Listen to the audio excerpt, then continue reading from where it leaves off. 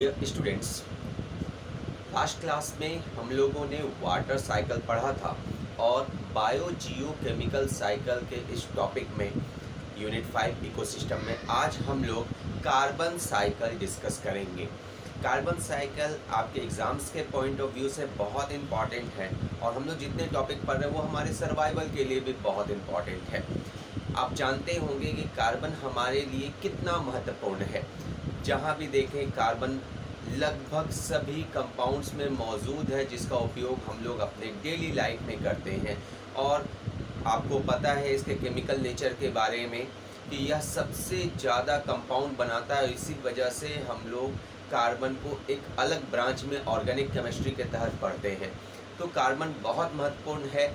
Biologically भी हम देखें तो हमारे शरीर में जितनी भी महत्वपूर्ण संरचनाएं हैं जिससे हमारा शरीर बना है या जो हमारे शरीर को चलाने में हमारे एक्टिविटी के लिए इम्पॉर्टेंट है, उन सब में कहीं ना कहीं कार्बन अवश्य मौजूद होता है। जैसे एग्जांपल के तौर पे ग्लूकोज जो हमारा एनर्जी मॉलिक्यूल है, जिससे हमें एनर्जी मिलता है, उसमें कार्बन मौजूद है। कार्बोहाइड्रेट में, प्रोटीन में कार्बन मौजूद है, कार्बोहाइड्रेट में मौजूद है। इसी तरह से लिपिड यानी फैट में भी कार्बन मौजूद है। जितने भी तरह के फ्यूल्स हम इस्तेमाल करते हैं सब में कार्बन है। ठीक है, हमारे सेल में भी कार्बन की मात्रा बहुत है। तो जितने भी कंपोनेंट्स हैं उन सब में या जितने भी लिविंग बींग्स हैं उनमें कार्बन बहुत ही महत्वपूर्ण हो जाता है। इसलिए हम लोग आज कार्बन साइकिल को समझेंगे। यह एक इम्पॉर्टेंट साइकिल है। अब आइए, कार्बन साइकिल है क्या? तो बेसिकली यहाँ जितने भी हम साइकिल की बात कर रहे हैं, इन सभी साइकिल्स में आप देखेंगे कि कुछ खास मॉलिक्यूल, आज हम लोग कार्बन की बात कर रहे हैं, तो कार्बन जो है इकोसिस्टम में मौजूद डिफरेंट बायोटिक एबायोटिक कंपोनेंट्स के बीच में एक फॉर्म से दूसरे फॉर्म में कन्वर्ट होते हुए मूव करता है और उस मूवमेंट के दौरान वो एक साइक्लिक रिएक्शन जो है चेन बनाता है और इसे ही हम कहते हैं कार्बन साइकिल। बहुत ही सिंपल तरीके से अगर हम समझें तो जितने भी प्लांट्स हैं, एनिमल है, सभी रेस्पायरेशन करते हैं और रेस्पायरेशन के दौरान बाई प्रोडक्ट के रूप में कार्बन डाइऑक्साइड एटमॉस्फेयर में छोड़ते हैं, है ना। ये काम हम लोग जन्म से लेकर मरने के पहले तक लगातार कर रहे हैं और सारे ऑर्गेनिज्म कर रहे हैं, जितने भी बायोटिक ऑर्गेनिजम्स हैं, जितने भी एरोबिक हैं। और यह CO2 एटमॉस्फेयर में पहुंचता है। एटमॉस्फेयर से प्लांट फिर इन CO2 को एब्जॉर्ब करते हैं फोटोसिंथेसिस के लिए, इनसे फूड बनता है और इसी फूड का यूज़ किया जाता है एनर्जी के फॉर्मेशन में, जहाँ से फिर CO2 बनता है। ये काम प्लांट में भी होता है और प्लांट से फूड मिलता है एनिमल्स को, एनिमल में भी फूड्स से एनर्जी बनती है और फिर एनर्जी से CO2 बनता है जो बाहर निकाल दिया जाता है। तो ये एक साइक्लिक हो गया। बहुत सिंपल तरीके से अगर हम समझें तो ये CO2 है जो एटमॉस्फेयर में है, ठीक है, एटमॉस्फेयर में है। वहाँ से यह आया ग्रीन प्लांट में। क्यों आया? फोटोसिंथेसिस के लिए, फोटोसिंथेसिस के लिए ये आ गया ग्रीन प्लांट में, इससे बना फूड। ठीक है, फूड का यूज़ प्लांट में भी हुआ, एनिमल में भी हुआ, दोनों में हुआ और उसमें एनर्जी का फॉर्मेशन हुआ। ठीक है, रेस्पायरेशन के प्रोसेस के द्वारा हम जानते हैं कि जितने भी ऑर्गेनिज्म है वो रेस्पायरेशन करते हैं, चाहे वो प्लांट हो, एनिमल हो, और वो ऑक्सीजन लेते हैं और उस ऑक्सीजन का यूज़ एक्चुअली में सेल में ग्लूकोज के ऑक्सीडेशन के लिए होता है, जिससे एनर्जी का फॉर्मेशन ATP के रूप में होता है। तो फूड से प्लांट, एनिमल सब में एनर्जी का फॉर्मेशन हुआ और इस दौरान बाय प्रोडक्ट के रूप में क्या बना? रेस्पायरेशन हुआ, रेस्पायरेशन, और उससे हुआ ऑक्सीडेशन ऑफ फूड, जिससे बना बाय प्रोडक्ट CO2 और वो आ गया एटमॉस्फेयर में। तो इस तरीके से एक ये साइक्लिक रिएक्शंस आप नज़र आ रहा है, देख रहे होंगे। कार्बन डाइऑक्साइड जो है वो एटमॉस्फेयर से प्लांट में, प्लांट से एनिमल्स में, और प्लांट और एनिमल दोनों में फूड का ऑक्सीडेशन हुआ, एनर्जी बना और इस दौरान रेस्पायरेशन की प्रक्रिया के दौरान CO2 का फॉर्मेशन हुआ जो फिर एटमॉस्फेयर में आ गया। तो यही जो साइकिल आप देख रहे हैं इसे हम कहते हैं कार्बन साइकिल। इनफैक्ट इसमें और भी कई चीज़ें हम लोग इंक्लूड कर सकते हैं जो होता है, जैसे प्लांट और एनिमल दोनों जब मरते हैं तो उनके डेड और डिके मटेरियल डिकम्पोज होते हैं, उससे भी कार्बन के मॉलिक्यूल्स बनते हैं और उनका भी उपयोग किया जाता है। अगर वो अर्थ में लंबे समय तक दबे रहते हैं तो अर्थ के प्रेशर से, उसके हीट से ये कन्वर्ट हो जाते हैं, इनके सेडिमेंटेशन के कारण ये फॉसिल फ्यूल में कन्वर्ट होते हैं और फॉसिल फ्यूल के कंबंसन से, उनके जलने से भी CO2 का फॉर्मेशन होता है। तो इस तरीके से कई तरीके से कार्बन डाइऑक्साइड एटमॉस्फेयर में आता है, पर एटमॉस्फेयर से नीचे आने में एक ही चीज़ है, फोटोसिंथेसिस, जिसके द्वारा प्लांट एटमॉस्फेरिक CO2 को एब्जॉर्ब करते हैं। तो नीचे से, अर्थ से कई डिफरेंट सोर्सेज से कार्बन डाइऑक्साइड एटमॉस्फेयर में पहुंच सकता है। वो प्लांट और एनिमल्स के, ऑर्गेनिज्म के डेड बॉडी से, उसके डिकम्पोज होने से ऊपर जा सकता है। इसके अलावा यह फॉसिल फ्यूल के कंबंसन से, जलने से, पेट्रोलियम के, कोक के, ठीक है, नेचुरल गैसेस के जलने से, कंबंसन से भी CO2 एटमॉस्फेयर में आ सकता है। और सबसे कॉमन सोर्स जो हम लोग यहाँ बोर्ड पे भी मेंशन कर रहे हैं कि प्लांट एनिमल ऑर्गेनिज्म के रेस्पायरेशन से भी कार्बन डाइऑक्साइड एटमॉस्फेयर में पहुंचता है। तो एनी हाउ किसी भी तरीके से कार्बन डाइऑक्साइड एटमॉस्फेयर में आ रहा है, एटमॉस्फेयर से फिर प्लांट में आ रहा है, और इस तरह से यह एक साइकिल बना रहा है जिसे हम कहते हैं कार्बन साइकिल। तो बहुत ही सिंपल है, अगर आपको ग्राफ याद हो तो आप आसानी से कार्बन साइकिल के बारे में लिख सकते हैं। चलिए अब हम लोग इसका डिफिनीशन नोट करें और उसके बाद उसका कंप्लीट ग्राफ बनाएंगे। ये रफ ग्राफ था, समझने के लिए हम लोग इसमें और भी चीज़ें मेंशन करेंगे। फिलहाल पहले तो डिफिनीशन लिख लें, लिखिएगा the interchange of carbon in between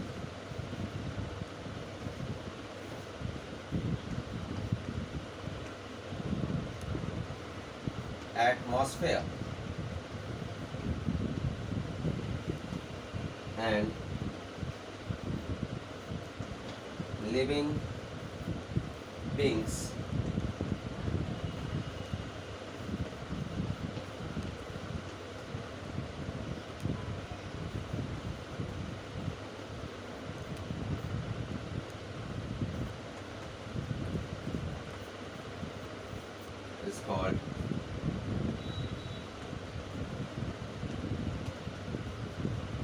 called carbon cycle।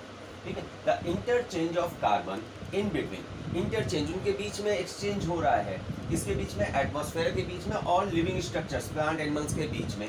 ठीक है, तो इसे हम कहते हैं carbon cycle. It is very important.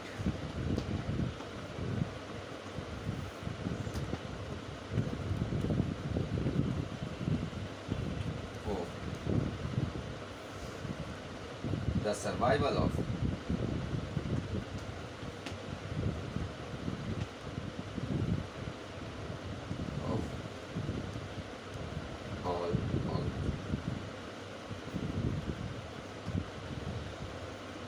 यह सभी जीवों के सर्वाइवल के लिए बहुत इंपॉर्टेंट है, या लिख सकते हैं या किसी इकोसिस्टम को मेंटेन करने के लिए भी बहुत इंपॉर्टेंट है।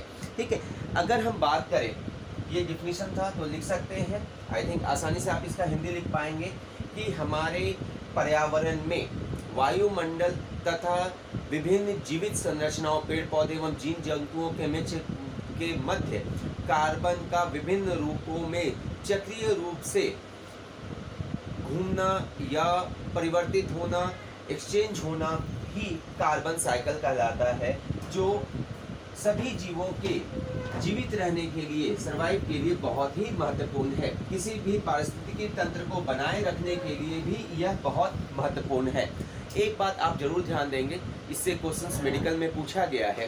ठीक है, ये आप जरूर नोट करेंगे, carbon cycle has 4 major step, 4 major step, 4 step.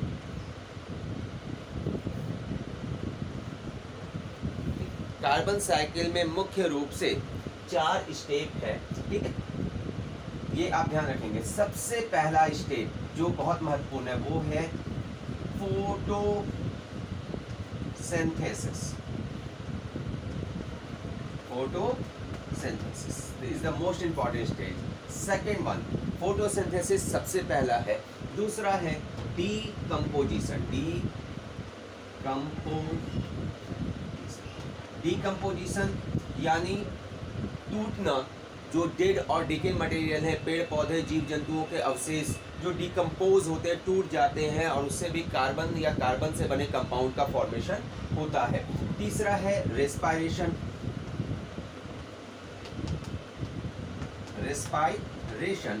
और चौथा जो कि महत्वपूर्ण है वो है कंबंसन, जो हम लोग बात कर रहे थे कि फॉसिल फ्यूल जो जलते हैं जिससे कार्बन डाइऑक्साइड या दूसरी कार्बन से जुड़ी बनी हुई गैसेस बाहर निकलती हैं। तो ये भी एक इम्पॉर्टेंट प्रोसेस है जिससे अर्थ क्रस्ट में, अर्थ के अंदर दबा हुआ फ्यूल वापस जो सॉलिड स्टेट में हो सकता है, लिक्विड स्टेट में हो सकता है, गैसेस स्टेट में हो सकता है। हम जानते हैं कोक, कोयला सॉलिड स्टेट में है, पेट्रोलियम लिक्विड स्टेट में है और नेचुरल गैसेस वो है गैसेस फॉर्म में। तो अलग अलग फॉर्म में यहाँ कार्बन है जो कंबंसन के बाद, जलने के बाद हमें ऊर्जा तो देती है और साथ ही साथ कार्बन डाइऑक्साइड का फॉर्मेशन करती है जो एटमॉस्फेयर में वापस पहुँच जाता है। तो चौथा स्टेट है वो है कंबंसन।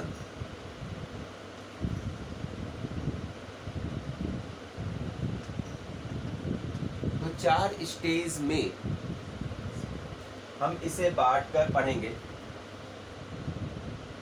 ठीक है, बेसिकली फोटोसिंथेसिस, डीकम्पोजिशन, रेस्पायरेशन और कंबंसन यानी दहन। तो 4 प्रमुख स्टेप हैं कार्बन साइकिल के। तो ये आपको मेंशन करना और इसके साथ साथ अब हम मेंशन करेंगे इसके ग्राफ को। तो एग्जाम्स में डिफिनीशन और ये स्टेप लिखने के बाद आपको इसका ग्राफ बनाना है और ग्राफ बहुत सिंपल है। तो सबसे पहले कहाँ है CO2? एटमॉस्फेयर में, है ना। एटमॉस्फेयर में CO2 है और इसे ही हमें दिखाना है कि ये कहाँ कहाँ से होते हुए वापस एटमॉस्फेयर में किस प्रकार से पहुँचता है। तो ये है एटमॉस्फेयर, ठीक है। अब यहाँ से देखें तो एटमॉस्फेयर में जो है वो अर्थ पे आ रहा है। कौन ले रहा है इसे? ग्रीन प्लांट ले रहे हैं इसे किस काम के लिए? तो वो है फोटोसिंथेसिस।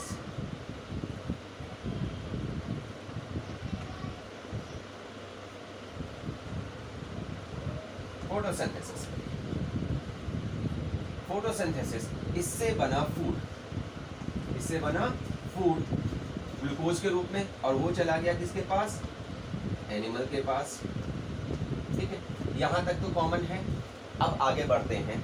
ग्रीन प्लांट्स और एनिमल, इनके डेड मटेरियल, डेड किसका? ग्रीन प्लांट का भी और एनिमल्स का भी। तो हम लोग दोनों के केस में डेड प्लांट ये बनाते हैं, इसका होता है डीकम्पोजिशन, डिकम्पोज होते हैं और ये बनाते हैं फॉसिल फ्यूल। ये फॉर्मेशन करते हैं किसका? फॉसिल फ्यूल का। ठीक है, ये बनाते हैं फॉसिल फ्यूल।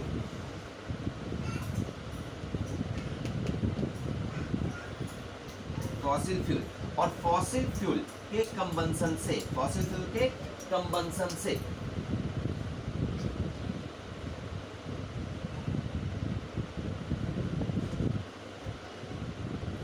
CO2 का फॉर्मेशन होता है और वो वापस पहुंच गया एटमॉस्फेयर में। इसी तरह से एनिमल प्लांट में ग्लूकोज का ऑक्सीडेशन होता है।